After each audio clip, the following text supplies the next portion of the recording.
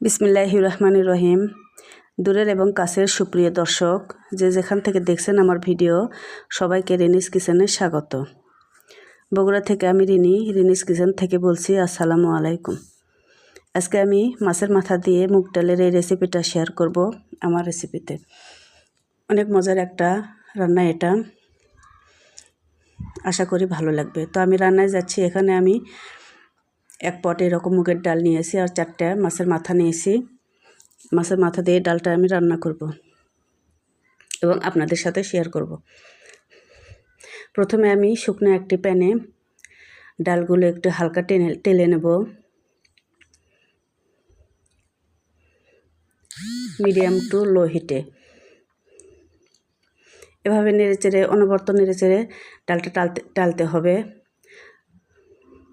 নইলে এই ডালটা চট করে একদিকে কালচে হয়ে যায় আর একদিকে হয় না, এরকম আর কি। তো এভাবে পারফেক্টভাবে একটু নেড়েচেড়ে মিনিট তিনেক ভাজলেই ডালটা পারফেক্ট ভাজা হয়ে যাবে।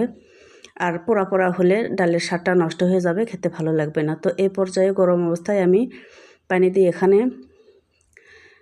একটু ভিজিয়ে রাখবো। আমার হাতে বেশি সময় নাই, তো আমি ইনস্ট্যান্ট রান্না করব। মিনিট 5 আমি ভিজিয়ে রাখবো। আর এই মাছ রান্না করার জন্য এখানে আমি মশলা নিয়েছি, পেঁয়াজ, কাঁচামরিচ, মাছের মশলা নিয়েছি, ধনিয়া জিরে গুঁড়ো সামান্য নিয়েছি, হলুদ নিয়েছি, আদা রসুনের পেস্ট সামান্য নিয়েছি আর পরিমাণ মতো লবণ নিয়েছি। এবার হাতে মেখে আমি মাছটা রান্না হতে দেব। অনেকেই ভাজা মাছ দিয়ে ডাল রান্না করেন, সেটাও রান্না করা যায়, যার যেরকম পছন্দ রুচি। আপনারা মাছটা ভাজাও রান্না করতে পারেন। তো আজকে আমি হাতে মেখে এই মাছটা রান্না করে নেব। হাতে মাখা মাছের রান্না করলে মাছের একটা ফ্লেভার, স্বাদ একটু বেশি পাওয়া যায়। তো যাই হোক, এভাবে মাছ আমি মশলার সাথে ভালো করে মেখে রান্না হতে দেব।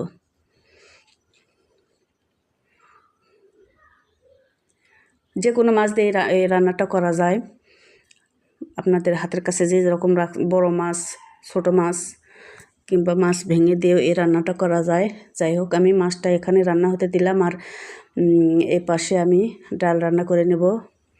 প্যানে তেল গরম হতে দিয়ে সেখানে আমি পেঁয়াজ মরিচ একটু ভেজে নিচ্ছি পরিমাণ মতো। আর মশলার মধ্যে এখানে নিয়েছি আদা রসুনের পেস্ট, হলুদ, লবণ, সামান্য একটু লাল মরিচের গুঁড়া আর ধনিয়া জিরের গুঁড়া।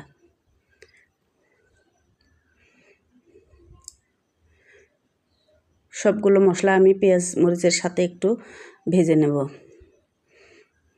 সামান্য একটু পানি দিয়ে। আর এ পর্যায়ে আমি ডালটা পরিষ্কার করে ধুয়ে নিয়েছি। ডালটা দিয়ে মশলার সাথে একটু ভেজে ভেজে নেব। ডাল ভাজাটা যদি পারফেক্ট না হয়, ডালের স্বাদটাও আলাদা হয়ে যায়। তো এভাবে ডাল এক সাইজের মানে পরিমাণ, সবগুলো ডাল একভাবে ভাজা হবে এরকম একটু সময় নিয়ে ভেজে নিলে দেখবেন ডালের স্বাদটা পারফেক্ট থাকে। তো আমার ডাল মশলার সাথে একটু ভেজে নিয়েছি মিনিট 4-5। এ পর্যায়ে আমি পানি অ্যাড করলাম সেদ্ধ হওয়ার জন্য। আর এদিকে আমার মাছটা রান্না হচ্ছে।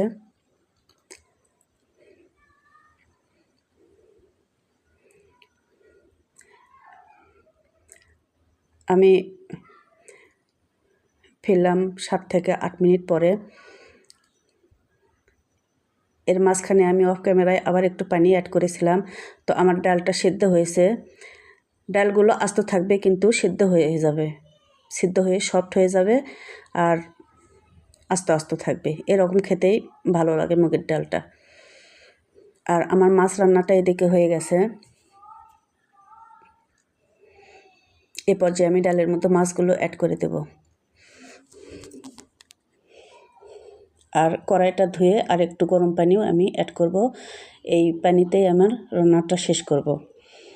তো ডালের পানি একটু বেশি রাখা লাগে।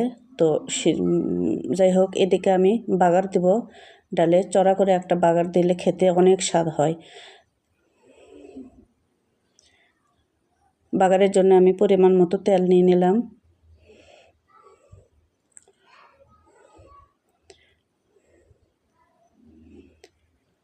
শুকনো মরিচ প্রথমে দিয়ে দিলাম 2 টুকরা, আর পেঁয়াজ একটু বেশি নিয়েছি।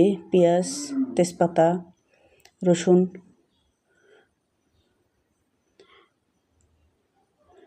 প্রথমে আমি তেলের মধ্যে ভেজে নেব। এই বাগার দেওয়ার কারণে ডালটার স্বাদ অনেক গুণে বেড়ে যায়, খেতে ভীষণ মজা হয় আর কি।